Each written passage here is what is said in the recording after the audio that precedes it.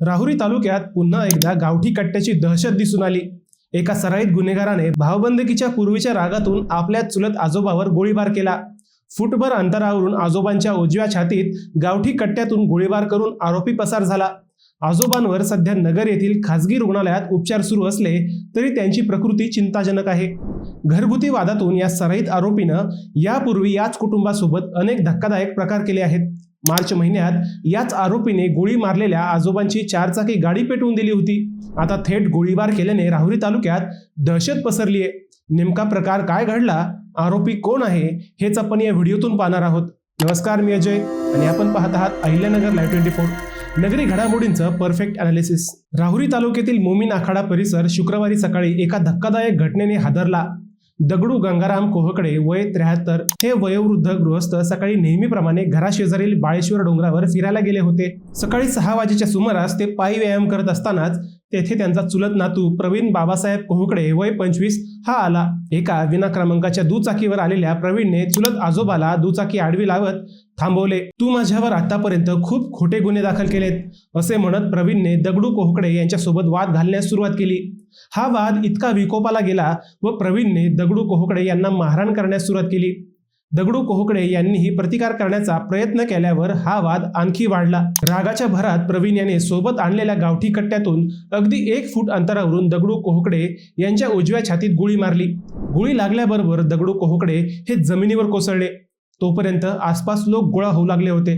गोळीबाराचा आवाज ऐकल्यावर लागलीच कोहकडे यांच्या कुटुंबातील लोक बाळेश्वर डोंगराकडे धावले। त्यांनी जखमी दगडू कोहकडे यांना तातडीने नगर येथील खासगी रुग्णालयात दाखल केले। रुग्णालयात आजोबांवर तातडीने शस्त्रक्रिया करण्यात आली, परंतु अजूनही त्यांची प्रकृती चिंताजनक असल्याचे सांगितले जाते। घटना गंभीर होती। त्यानंतर तातडीने पोलिसांना या घटनेची खबर देण्यात आली। पोलीस उपाधीक्षक सोमनाथ वाघचौरे, श्रीरामपूरचे उपविभागीय पोलीस अधिकारी जयदत्त भवर आणि राहुरी पोलीस ठाण्याचे पोलीस निरीक्षक संजय ठेंगे यांनी पोलीस पथकासह तातडीने घटनास्थळी धाव घेऊन पाहणी केली। पाहणीत गोळीबार केल्यानंतरची पोंगळी सापडल्याचेही सांगितले जाते। गोळीबार करणारा चुलत नातू प्रवीण बाबासाहेब कोहकडे हा परिसरातील सराईत गुन्हेगार आहे।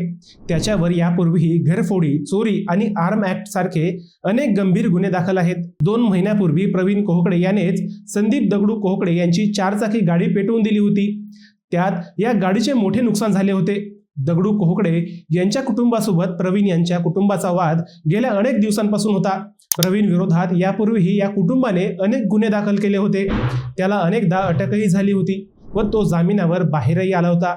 जामिनावर बाहेर आल्यावर तो पुन्हा या कुटुंबासोबत वाद घालत असे, परंतु आता त्याने भरदिवसा केलेल्या गोळीबाराच्या कृत्यामुळे मोमीन आखाडा परिसरात दहशतीचे वातावरण पसरले आहे। या घटनेबाबत राहुरी पोलीस ठाण्यात गुन्हा दाखल करण्यात आला। आरोपीच्या शोधासाठी पोलिसांची वेगवेगळी पथके रवाना करण्यात आली आहेत। सराईत गुन्हेगाराला लवकरात लवकर बेड्या ठोकल्या जातील असा विश्वास पोलिसांनी व्यक्त केला।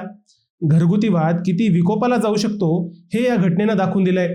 नव्या एसपींना जिल्ह्यातील गुन्हेगारीवर अजून वचक बसवता आलेलं नाही, हे या घटनेनं दाखवून दिलंय। जिल्ह्यातील गावठी कट्ट्यांचा प्रश्नही या निमित्ताने पुन्हा ऐरणीवर आलाय। हे सगळं कधी थांबेल असं तुम्हाला वाटतं? तुमचं उत्तर आम्हाला कमेंट करून नक्की कळवा। शिवाय व्हिडिओ आवडला असेल तर चॅनलला सबस्क्राईब करून व्हिडिओला लाईक करायला विसरू नका। पुन्हा भेटूयात नव्या विषयावर, तोपर्यंत सप्रेम नमस्कार।